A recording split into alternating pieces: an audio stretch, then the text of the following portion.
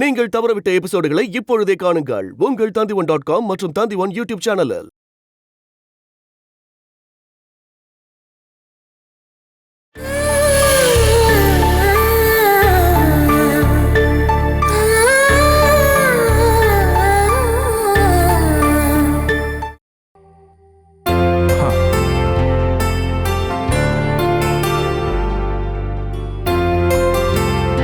ஆஹா, படம் ரொம்ப சூப்பரா இருக்கே. சூப்பர் சூப்பர்மா. இன்னொன்னு படத்தையும் நான் வரையட்டுமா? வரமா. ஆமா, நீ தான் சாப்பிட்டியா? குழந்தை சாப்பிட்டாப்பா. ஜெயா எங்க போயிருக்கா? அவ குளிச்சிட்டு இருக்கா.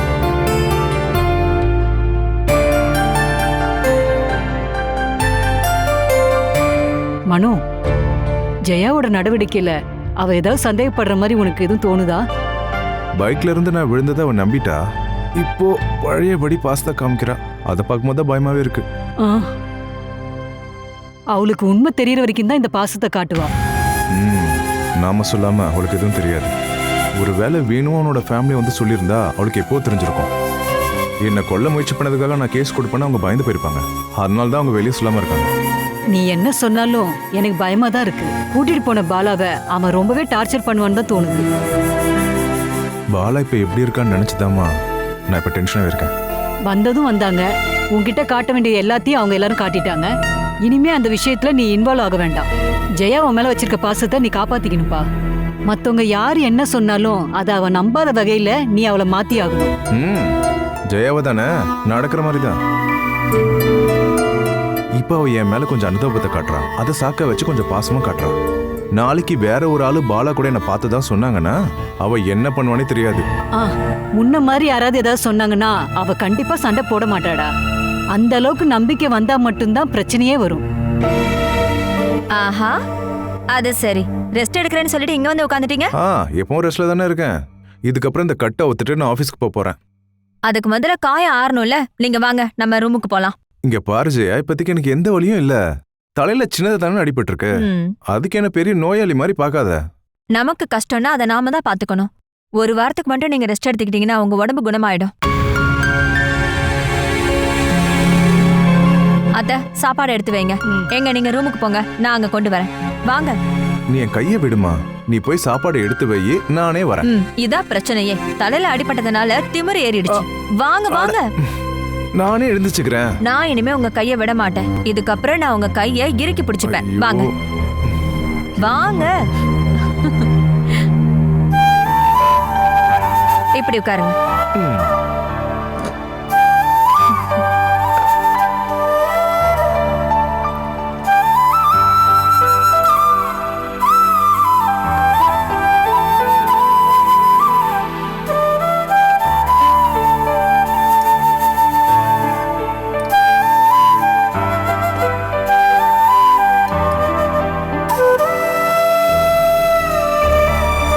கடவுளே, எங்களை காப்பாத்துப்பா.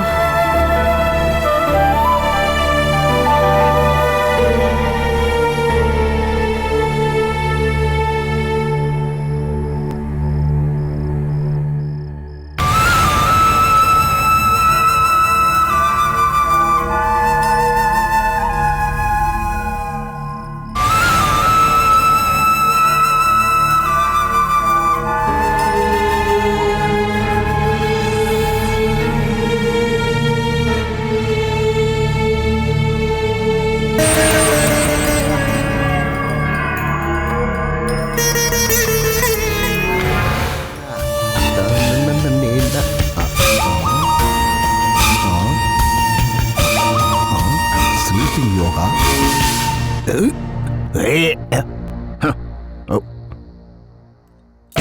இது பாலாவோட ரூம் சாவியாச்சே. இப்ப அந்த ரூமை திறந்து விட்டோம்னா பாலா ஓடி போயிடுவா. வேணிங்க வந்து பார்த்தான்னா மம்மிக்கு இருக்கு இன்னைக்கு.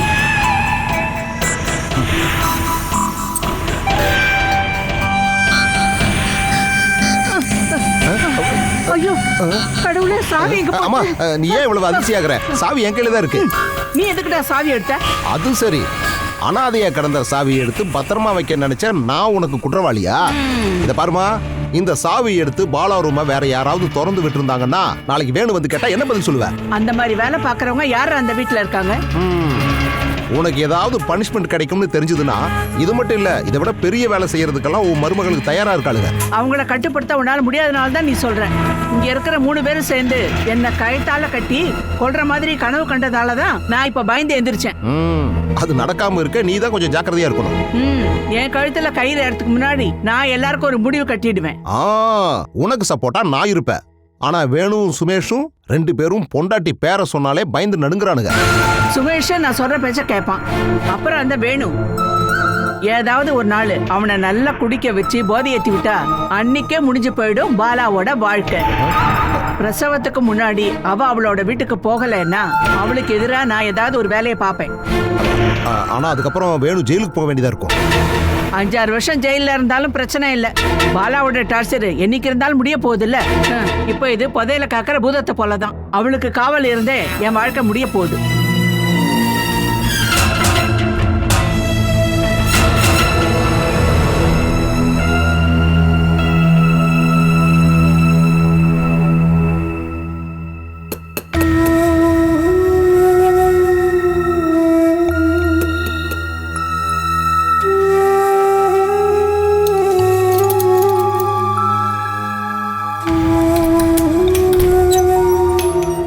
என்னம்மா இந்த நேரத்துல வந்திருக்கீங்க? நான் பெத்து வளர்த்த பையன் கையால் அடி வாங்க கூடாதுன்னு தான்மா நான் இப்படி மறைஞ்சு வந்து நின்று பேசிக்கிட்டு இருக்கேன். அவன் இங்க இல்லைன்னு கேள்விப்பட்டேன். அதனாலதான் உன்னை பார்த்துட்டு போலான்னு வந்தம்மா. அவன் உன்னை எதுவும் கொடுமை படுத்தலம்மா? நான் உங்களை நினைச்சுதான் கவலைப்படுறேன். அர்ஜுன ஊர்வசி சாபம் விட்டு பொண்ணா மாறின மாதிரி என்னுடைய ஜாதகத்திலேயே அப்படிதான் இருக்கு போல. என் மகனுக்கு பயந்து இப்படிதான் மறைஞ்சு வாழணும்னு. ஒரு திருட மாதிரி எத்தனை நாளைக்கு தான் உங்களால வாழ முடியும்? இதுக்கப்புறம் ஒரு 2 மாசத்துக்கு திருவிழாவா வரப்போகுது. இதுக்கிடையில நான் உன்னை வந்து பார்க்கணும்னு நினைக்கும் போது இந்த மாதிரி யார் கண்ணிலையும் படாம வந்து பார்க்குறேம்மா.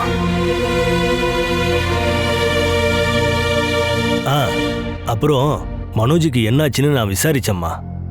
நம்ம பயப்படுற அளவுக்கு ஒன்றும் நடக்கல. பைக்ல இருந்து விழுந்துட்டேன்னு வீட்லயும் ஆபீஸ்லயும் அவர் சொல்லி வச்சிருக்காரு. இப்போ வீட்டுல ரெஸ்ட் எடுத்துக்கிட்டு இருக்காரு. ஜெயாக்காக்கு உண்மை தெரிய வரும்போது என்னெல்லாம் பிரச்சனை வரப்போகுதுன்னு எனக்கு தெரியல. அதை நினைச்சு நீ ஏம்மா வருத்தப்படுற? இது வரைக்கும் யாருக்கும் தெரியாது, இனி தெரிய போறதும் இல்லை. என்னால தானே நீங்களும் மனுச்சும் அம்மாவும் இவ்வளவு கஷ்டப்படுறீங்க. இப்பவும் கஷ்டப்பட்டுக்கிட்டு தான் இருக்கீங்க. நீ தனியாள் இல்லை, நாங்கெல்லாம் உன் கூட இருக்கிறோம். நீ நம்பிக்கையா இருமா.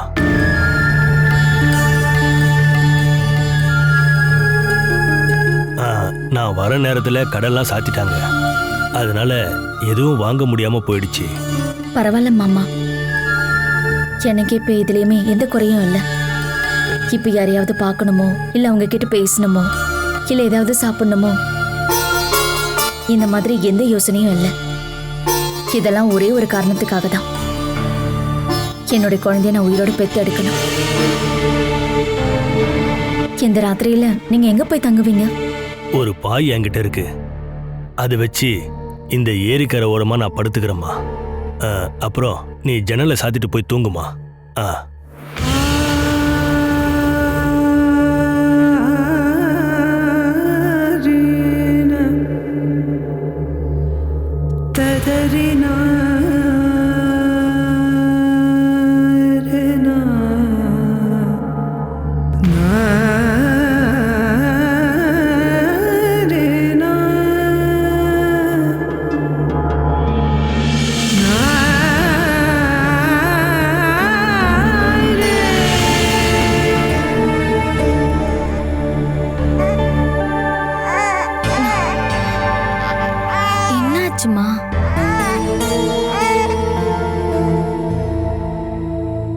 என்னம்மா, என்னாச்சு? குழந்தை ரொம்ப டயர்டா இருக்கான். இப்ப பால் குடுத்தியா? கொடுத்தேன். அதுக்கப்புறம் தான் இவனுக்கு இந்த மாதிரி ஆயிருக்கு. குழந்தை பால் குடிச்சதுக்கு அப்புறம் ஏப்பம் விட வைக்கணும். இப்படி கூட என்கிட்ட.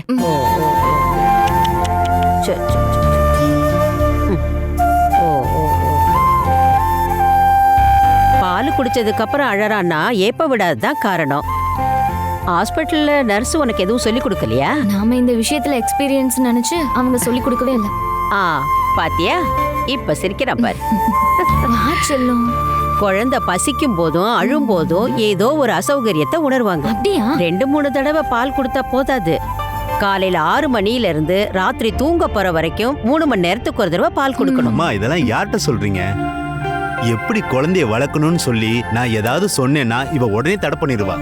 நான் தான் என் குழந்தைக்கு அம்மான்னு இவ சொல்லிடுவா. இதை தவிர வேற என்ன தெரிய வேண்டியிருக்க? நீ பையனை எப்படி வச்சிருக்க? எப்படி வச்சிருக்க? 4 பசங்களை வளர்த்த எங்க அம்மா சொல்லட்டும் இது எப்படின்னு. இப்படி தூக்குனா குழந்தைக்கு ஒண்ணும் ஆகாதுதான். இருந்தாலும் தாய் குழந்தைய வருடி கொடுத்தாதான் குழந்தைக்கு சந்தோஷமா இருக்கும். இத கேட்டுக்கோ. குழந்தைய எப்படி தூக்கணும்னு கத்துக்கோ. ஓ, இதுல ஒன்னும் பிரச்சனை இல்ல. இதுல சின்ன சின்ன விஷயங்கள் தான் இருக்கு. இருந்தாலும் குழந்தைய கொஞ்சம் கவனமா தான் பாத்துக்கணும். கண்ணுல அழுக்கு இருந்தா பஞ்சு வச்சுதான் துடைக்கணும். ஒரு கண்ணை தொடச்ச பஞ்சால இன்னொரு கண்ணை துடைக்க கூடாது. அதே மாதிரி காதுக்கு பின்னாடியும் கழுத்தையும் தொடச்சு விடணும். குழந்தைய எப்பவும் சுத்தமா வச்சுக்கணும். இதுக்கப்புறம் நீ எதாவது தெரிஞ்சுக்கணும்னா நீ அம்மாவை கேட்டு தெரிஞ்சுக்கோ. டெலிவரி ஆனதுக்கு அப்புறம் அம்மா பையனோட ஸ்டடி கிளாஸ் முடிஞ்சிரும் நினைச்சேன். எல்லாமே வேஸ்ட் தான். இனி அடிக்கடி அந்த கிளாஸ் எடுப்பேன். அதுவும் எக்ஸ்பீரியன்ஸான ஆளுங்கள்ட்ட நீ நல்லாவே கத்துக்கலாம். குழந்தைய தூக்குறது, குளிப்பாட்டுறது, பால் கொடுக்கறது, துணியை மாத்துறது, தூங்க வைக்கிறதுன்னு இந்த மாதிரி நிறைய இருக்கு. இது எதுவுமே தெரியாம அம்மாவா இல்லன்னு நினைச்சியா? அம்மாக்களுக்கெல்லாம் எங்க பாடம் கத்து கொடுக்குறாங்கன்னு சொல்லுங்க, நான் அங்க போய் கத்துக்கிட்டு வரேன். அதெல்லாம் ஒண்ணு வேணாம். உனக்கு ஏத்த குரு இவங்க மட்டும்தான். இவனை வச்சு வளர்த்ததை பார்க்கும்போது நீ ரொம்ப புண்ணியம் பண்ணிருக்க. ராத்திரி முழுக்க அழுதுகிட்டே இருப்பான். அப்புறம் பகலானா தூங்கிட்டு இருப்பான். இப்ப வரைக்கும் இவர் தூக்கத்துக்கு குறைய வரலே. அப்புறம் அழுக சம்பந்தப்பட்ட விஷயம், அப்பாவோட அதே குணம் பையனுக்கும் இப்ப வருது. குறைஞ்சது 1 மணி நேரமாவது இவன் தொட்டில ஆட்டினாதான் தூங்குறானே. துணி தொட்டில தான் குழந்தைய படுக்க வைக்கணும். சாதா தொட்டில படுக்க வச்சா உனக்கு தான் கஷ்டமாயிடும். குழந்தைய தொட்டில தூங்க பழக்கணும், இல்ல கட்டில தூங்க பழக்கி வைக்கணும். தொட்டில தான் குழந்தைங்க படுத்து தூங்கணும்னு நினைப்பாங்க. வெளியில போனாதான் கொஞ்சம் கஷ்டமாயிடும். சில வீடுகள்ல தொட்டில் கட்டுறதுக்கு வசதியே இருக்கிறது இல்ல. தொட்டில் பழக்கம் சுடுகாடு வரைக்கும்னு சொல்லுவாங்க. குழந்தைங்களுக்கு இப்பவே அந்த பழக்கத்தை பழகி கொடுத்தா நல்லதுதான். நம்ம ஆரம்பிக்கலாமா? இங்க பாரு என் செல்லக்குட்டி. என் செல்லக்குட்டி, சில நல்ல பழக்கங்களை இப்பல இருந்து ஆரம்பிக்கிறது தான் நல்லது. வா கிருஷ்ணா, நீ எங்க கிளம்பிட்ட? பிரீத்திக்கு சில முக்கியமான விஷயங்களை சொல்லி கொடுக்கலான்னு போறேன். வேண்டாம், 90 நாளைக்கு அப்புறம் நீ அந்த ரூமுக்கு போனா போதும்.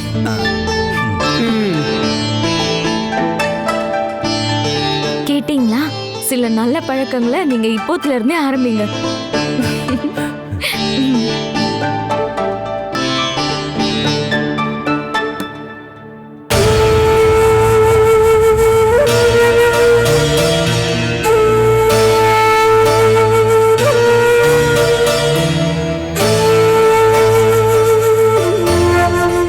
இந்த சாரி எப்படி இருக்குன்னு சொல்லுங்க. இது யார் கொடுத்தது?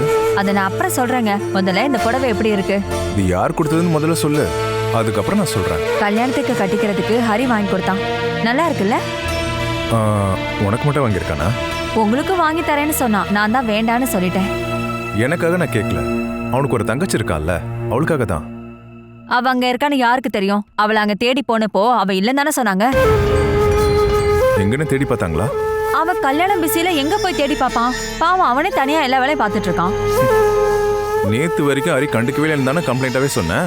காலையில ஃபோன் பண்ணி ரொம்பவே வருத்தப்பட்டான். அப்பாவும் அஜயும் எந்த ஹெல்ப் பண்ண மாட்டேங்கிறாங்கன்னு. நம்ம கல்யாணத்துக்கு 2 நாளைக்கு முன்னாடியே அங்க போயிடலாம். தலையில கிரீடம் மாதிரி இதை உன்னை போட்டுட்டு கல்யாணத்துக்குலாம் நான் வரமாட்டேன். நீங்க வரமாட்டீங்களா? ஒன்னு கூட்டிட்டு நீ அம்மாவும் போங்க. அது எப்படிங்க சரியா இருக்கும்? நீங்க வரலன்னா நானும் அங்க போக மாட்டேன்.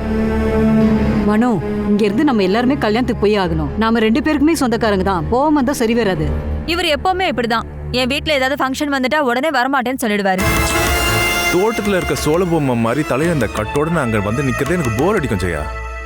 வரவங்களுக்குலாம் பதில் சொல்றதுக்கே நேரம் சரியா இருக்கும். நாளைக்கு ஹாஸ்பிட்டல் போய் இந்த கட்டை அவுத்தரலாம். காயம் ஆறிடுச்சுன்னு ஸ்டிச் ரிமூவ் பண்ணிடலாம். அதுக்கப்புறம் சின்ன பேண்டேஜ் ஒட்டினா போதும். அப்புறம் எந்த பிரச்சனையும் இருக்காது. கல்யாணத்துக்கு நான் வரலன்னு சொன்னா ஏன் கேட்க மாட்டேங்கிறீங்க? நீங்க கல்யாணத்துக்கு வரலன்னா நானும் போக மாட்டேன். சத்தியமா தான் சொல்றேன். அதுக்கப்புறம் உங்க இஷ்டம். ஜெயா, நீ ஏன்டா எப்பவுமே அவளை கடுப்பேத்திட்டே இருக்க? நான் கல்யாணத்துக்கு வர்றதுக்கு சரி வராதுமா. ஹரி பாலா வீட்டுல போய் கூப்பிட்டதுனால அங்கிருந்து யார் வேணா வரலாம். ஏன் வேணு கூட வரலாம். மறுபடியும் நாங்க பாத்துக்கிட்டோம்னா சண்டை தான் வரும். ஹரி கல்யாணத்துக்கு பாலாவை கூப்பிடவே இல்லை.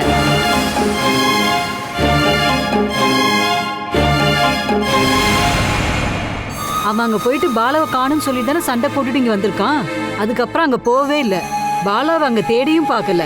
அதனால வேணுகோபாலும் அங்க இருந்து யாராவது வருவாங்களோன்னு நினைச்சு நீ போகாம இருக்க வேண்டாம். ஹரிக்கும் திவ்யாவுக்கும் நடக்கிற கல்யாணம் இது. மாப்பிள்ள உன்னோட மச்சான், பொண்ணு உன்னோட தங்கச்சி. நீதான்ப்பா இந்த கல்யாணத்தை முன்ன இருந்து நல்லபடியா நடத்தி கொடுக்கணும். எந்திரிப்பா, ஜெயா சொல்றத கேளு. போ, அவளை போய் சமாதானப்படுத்து. அட போப்பா. கடவுளே,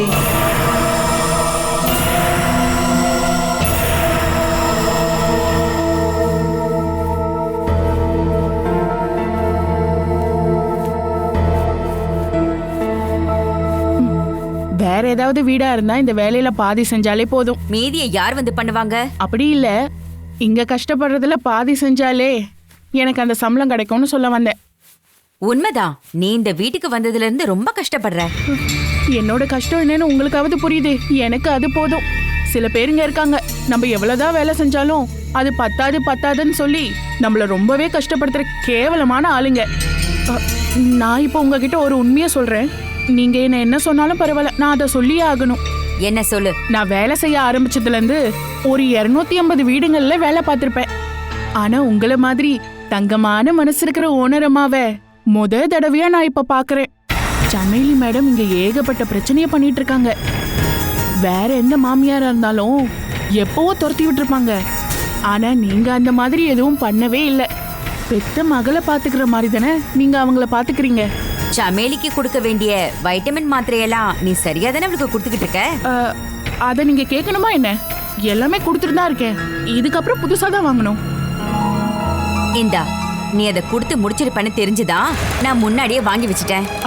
ஆமா, இது எங்க வாங்குனீங்க? வெளியில இருக்கிற குப்பை பாக்ஸ்ல இருந்து நான் குப்பையை போடும்போது தான் இதை எடுத்துட்டு வந்தேன்.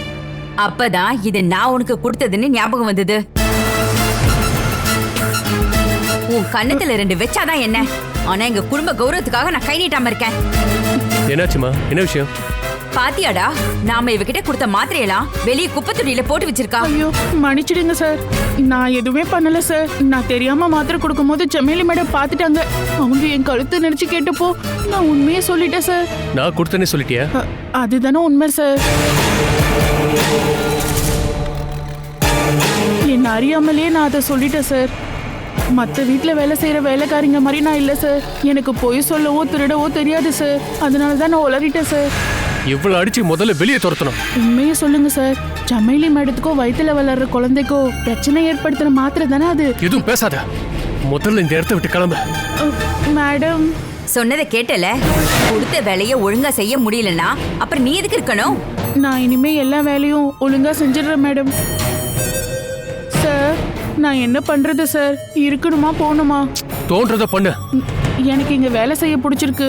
இனிமே நீங்க என்ன சொன்னாலும் கேட்பேன். சார் இங்கே இருக்க சொல்லிட்டாரு, நான் இங்கே இருந்துக்கிறேன்.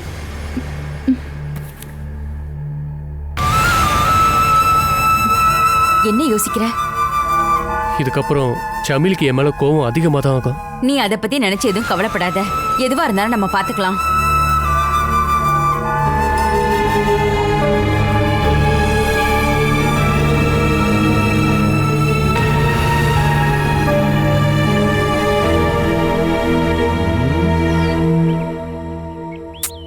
இந்த வேணு எங்க போயிட்டான்னு தெரியலையே. வேற எங்க போயிருக்கோம்? ஒயின் ஷாப் போயிருக்கோம். அப்படி இல்லைன்னா நீங்க ரொம்ப நேரமாவே இங்க வந்து உட்கார்ந்துருக்கீங்க போல. நான் எங்கேயாவது உட்கார்ந்தானே ஆகணும். வெயிலெல்லாம் பார்த்துட்டு இருந்தா முடியுமா என்ன? ஒரு வேலையும் செய்யாம எத்தனை நாளைக்கு இப்படியே உட்கார்ந்துட்டு இருக்க போறீங்க? ஓ, நீ சொல்றதெல்லாம் வச்சு பார்க்கும்போது இந்தியாவில் இருக்கிற எல்லாருமே வேலை செஞ்சுட்டு இருக்காங்களா என்ன? இங்க பாரு, பல கோடி ஜனங்க இருக்கிற இந்த நாட்டுல பாதி பேரு எந்த வேலையுமே செய்யாம வேலை செய்யறவங்களோட சம்பளத்துல தான் வாழ்ந்துகிட்டு இருக்காங்க. அது தெரியுமா? அப்படின்னா ஒரு வேலை பண்ணலாம். நாளையில இருந்து நான் வேலைக்கு போறேன். டவுன்ல இருக்க ஏதாவது ஒரு கடையில சேல்ஸ் கேர்லா வேலை பார்த்தா ஒரு 15,000 ரூபாய் சம்பளம் கிடைக்கும். ஏண்டி, நீ யாரு? ஒரு மிகப்பெரிய கான்ட்ராக்டர் சதீஷோட பொண்டாட்டி. ஏதாவது ஒரு கடையில போய் சேல்ஸ் கேர்ள் வேலையெல்லாம் நீ பார்க்க கூடாதுடி. இங்க பாரு, நம்ம அந்தஸ்துக்கு தகுந்த மாதிரி தான் வேலை பார்க்கணும். நாம நம்ம அந்தஸ்ட பாத்துட்டு இருந்தா பட்னியா தான் இருக்கணும். நாளையில இருந்து நீங்க ஏதாவது ஒரு வேலைக்கு போகல அப்படின்னா நானே ஒரு வேலைக்கு போக ஆரம்பிச்சிருவேன். இங்க பாரு, நான் வேலை செஞ்சே ஆகணும்னு நீ எதுக்காக இப்படி அடம் பிடிக்கிறேன்னு தெரியல. ஆமா, நீ ஒன்னும் பட்னி கிட்னி கிடக்கல. ஏதாவது திருட்டு போறீங்களா என்ன? ஓ, திருட்டு என்ன அவ்வளவு சாதாரணமான வேலையா? பட்னியை சகிச்சுக்க முடியாம ஒருவேளை சாப்பாட்டுக்காக ஆளுங்களை கொல்ற காலம் தான் இது. இந்த உடம்ப வச்சுக்கிட்டு வேலை செய்யாம திருட மட்டும் நீங்க போனீங்கன்னா இங்க இருக்கிறவங்க சும்மா விட மாட்டாங்க. இங்க பாரு, நீ நினைக்கிற மாதிரி திருட்டெல்லாம் நான் பண்ண போறது கிடையாது. இது வேற மாதிரி ஒரு டெக்னிக். முதலாளி கையிலிருந்து அவருக்கு தெரியாமலேயே நமக்கு வேண்டியதை நம்ம வாங்கிக்கலாம். அப்படி வாங்குறதுக்கு நீங்க யாரை கண்டுபிடிச்சு வச்சிருக்கீங்க? அதுக்கான ஆள் இங்கே தான் இருக்காப்ல. நம்ம வேணுதான் அது. அவனுக்கு இன்னைக்கு தான் சம்பளம் தர போறாங்க. அவனை எதிர்பார்த்து தான் இன்னைக்கு ஆவலோட நான் காத்துக்கிட்டு இருக்கிறேன். சரியான ஆளை தான் நீங்க எதிர்பார்த்துட்டு இருக்கீங்க. வாங்கின பணத்துல முக்காவாசி குடிச்சிடுவான், மீதி ஆட்டோக்கு போயிடும். நீங்க தேவையில்லாம அவனை எதிர்பார்த்துட்டு உட்கார்ந்துட்டு இருக்காதீங்க. நீ வேற. எனக்கு தெரிஞ்சு வேணு கண்டிப்பா வாங்குற சம்பளத்தை குடிச்சே அடிச்சிருவான்னு எனக்கு தோணுது. அவன் எவ்வளவு குடிச்சிட்டு வந்தாலும் அவன் கையில கண்டிப்பா 2000 ரூபாயாவது இருக்கும்.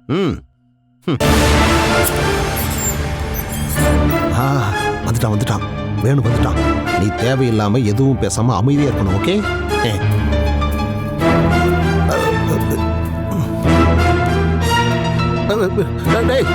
நீ எல்லாம் ஒரு மனுஷனாடா.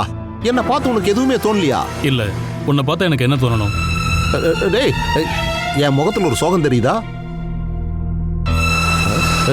இவனோட முகத்துல இல்லடா, என் முகத்துல. டேய் வேணு, நான் இப்ப ரொம்ப ரொம்ப சோகத்துல நிக்கிறேன்டா. என்ன பிரச்சனை? வயிறு ரொம்பவே வலிக்குதுடா. நான் பக்கத்தில் இருக்கிற ஹாஸ்பிட்டலில் காட்டினப்போ எண்டோஸ்கோப் பண்ணணும்னு சொன்னாங்க. வயிற்றுக்குள்ள ஒரு பிரச்சனை இருக்கு, அதை இப்பவே சரி பண்ணீங்கன்னா பெரிய பிரச்சனையாயிரும்னு டாக்டர் சொன்னாரு. இவன் சொல்றது எல்லாம் உண்மையா? இவர் என்ன கேட்டுட்டு சொல்லிட்டு ஒன்னொன்னா பண்ணிட்டு இருக்காரா என்ன? டேய், நான் உயிரோட இருக்கணும்னு நீ நினைச்சேன்னு வச்சுக்க, எனக்கு உடனே ட்ரீட்மெண்ட் பண்ணி ஆகணும். செக்அப் பண்றதுக்கு ஒரு 5000 குறைஞ்சபட்சம் ஆகும். அதுக்கு நீ கவர்மெண்ட் ஹாஸ்பிட்டலில் கொண்டு போய் காட்ட வேண்டியது தானே? காசு கொடுத்து ட்ரீட்மெண்ட் பண்ற அளவுக்கு இந்த உடம்புக்குள்ளதான் எதுவும் இல்லையே. ஒரு 2000 கொடுறா, எண்டோஸ்கோப் பண்றதுக்காகத்தான். காசு இல்லாம உனக்கு ட்ரீட்மெண்ட் கொடுக்காம நீ செத்து போனாலும் உன்னை புதைக்கிற செலவு எனக்கு 5000 ரூபா தான். அதை வேணா நான் பாத்துக்கிறேன். வேணு, அதோட உன் தொல்லை முடிஞ்சிடும்ல. அப்படின்னா நீ என்ன சாக சொல்றியா? ஏய், எனக்கு இப்ப காசு நிறைய தேவைப்படுது. சம்பளம் கிடைச்ச சந்தோஷத்துல நாளைக்கு சரக்கு வாங்க தான் கிட்ட காசு இருக்கு. அது சரி, அப்போ இன்னைக்கு எனக்கு வேண்டியதை நான் வாங்கிட்டேன். ஏய் இரு, இதுல நீ பங்கு போட வர வேண்டாம், புரியுதா?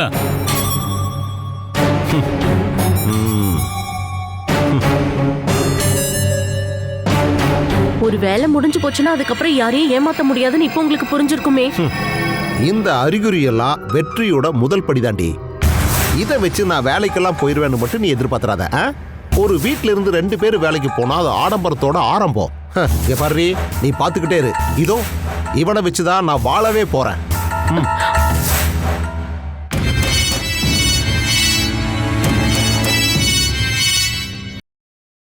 Catch us on TV, Tandivan.com, Facebook and YouTube.